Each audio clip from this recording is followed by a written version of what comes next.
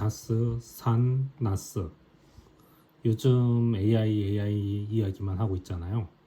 저도 AI를 활용한 여러 가지 비즈니스를 준비하고는 있지만, 오히려 이렇게 AI가 도배된 시기에 역행하는 라떼는 코너를 한번 만들어 보고 싶었습니다. 요즘 IT에 들어온 사람들은 모두 클라우드 환경이 기본이다 보니 실제로 디스크를 본 적도 없는 사람도 있다고 하더라고요.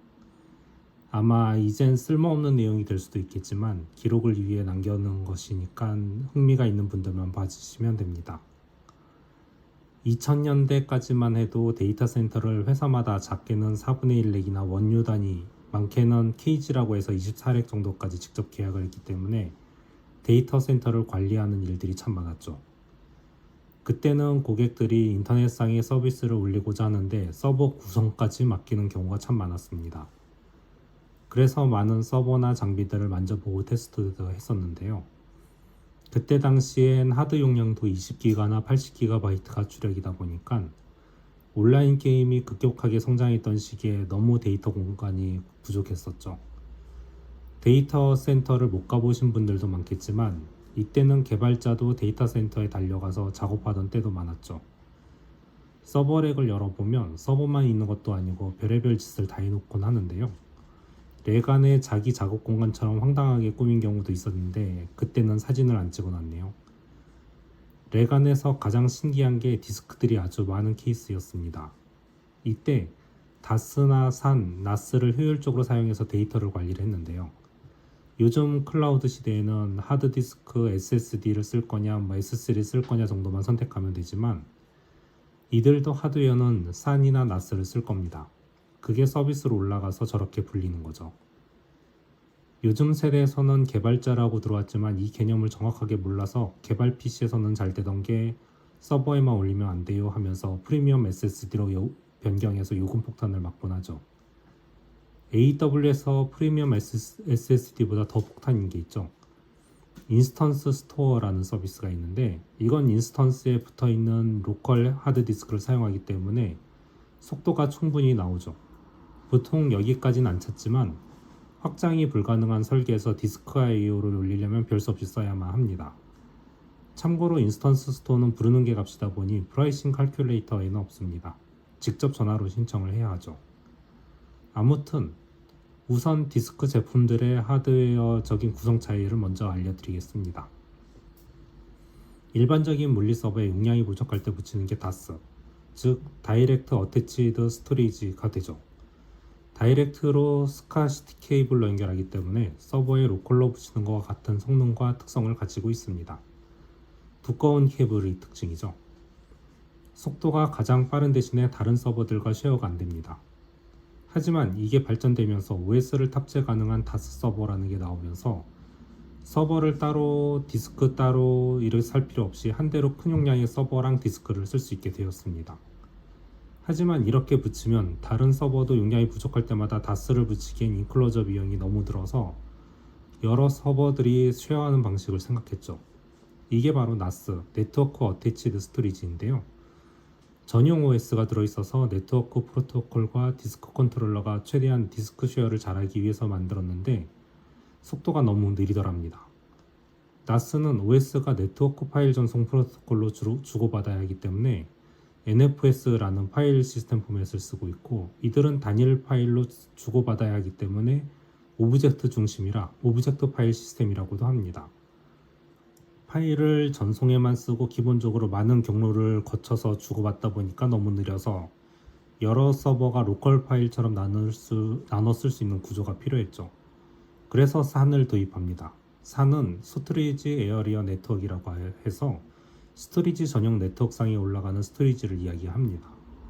때문에 전용 네트워크 장치와 스토리지 장비를 같이 세트로 준비를 해야 하게 되고요. 이 전용 네트워크 장비로 아이스카시 방식이나 인피니밴드 방식으로 나뉩니다. 산으로 100GB 디스크를 100장을 넣은 스토리지를 구성하면 이 네트워크를 연결한 서버들은 자기가 마음대로 할당할 영역을 나누는데요. 어떤 서버는 50기가만, 또 어떤 서버는 1테라를 줄 수가 있죠.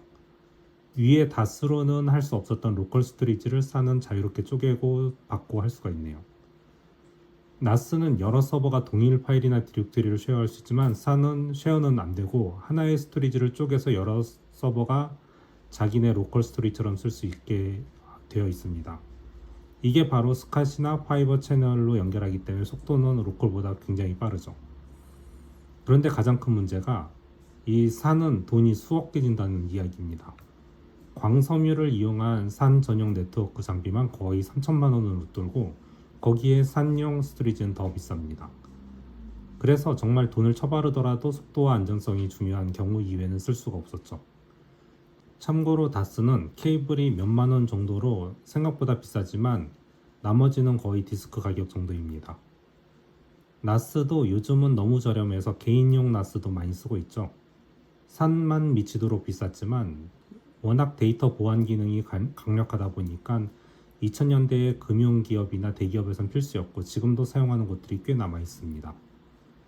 쓰임새를 보면 금융이나 대기업, 국가 프로젝트의 산이 많았고 중소기업이나 개인들의 개별 파일 쉐어는 나스를, 그리고 중소기업에서 서버에 다스를 붙여 거기다 다시 나스를 올려서 쉐어하기도 했죠. 이제는 클라우드화가 돼서 내부가 어떻든 단지 파일 공유는 나스, 그런 나스 방식은 오브젝트 스토리지라고 하고요.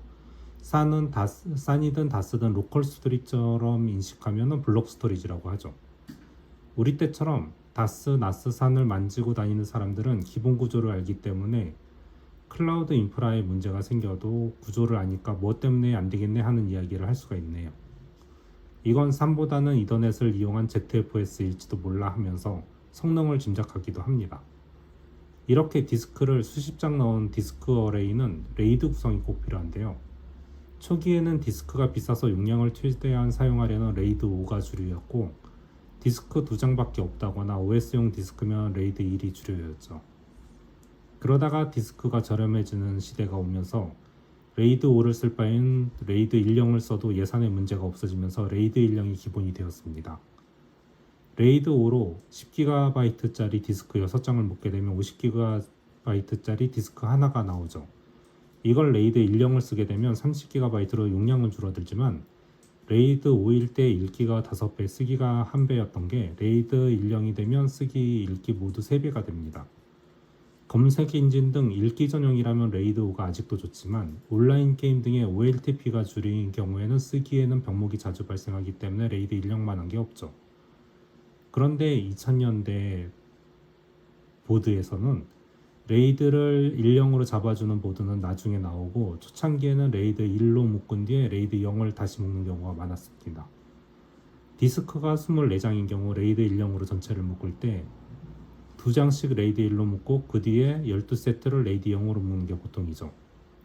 저의 경우는 이걸 4세트씩 0으로 묶어서 볼륨을 3개로 하는데요. 이건 안전한 구성 때문에 그렇게 하는 거고 통으로 묶으면 안정성은 떨어지만 속도는 좋아지죠. 이때 누가 레이드 0으로 12장씩 두 묶음을 한 뒤에 레이드 1로 묶는 것을 봤는데 제가 혼을 냈습니다. 왜 이렇게 하면 안 될까요? 레이드 0은 스트라이프라고 해서 디스크를 직렬로 엮어서 데이터를 저장하는 방식입니다. 만약 12장을 레이드 0으로 묶었다가 중간에 데이터가 하나 날아가면 그 12장 세트는 못 쓰게 되는 거죠.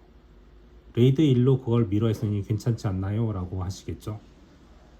망가진 디스크를 다시 교체했을 때 리빌딩이라는 복구 조치를 취하는데요.